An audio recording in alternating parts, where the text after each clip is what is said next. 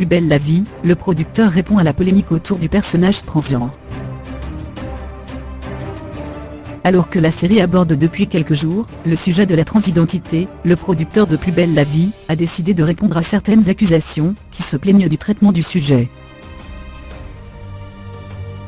Depuis quelques jours, Plus belle la vie aborde un nouveau sujet de société, la transidentité.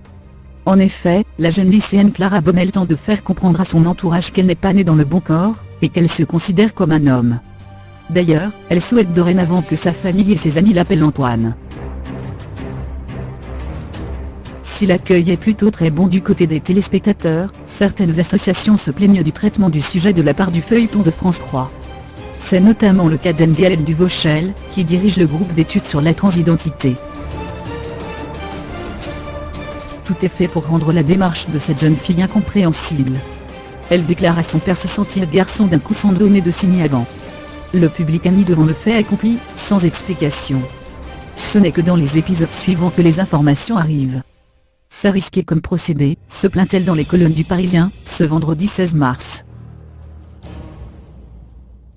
Il est évident qu'il y a des imperfections. Nous nous sommes beaucoup renseignés, et avons rencontré des personnes transgenres avant d'écrire. Et nous nous sommes rendus compte qu'il y a autant d'histoires que de personnes concernées. On essaie juste d'aborder le sujet avec humilité, lui répond Sébastien Charby, producteur de Plus belle la vie.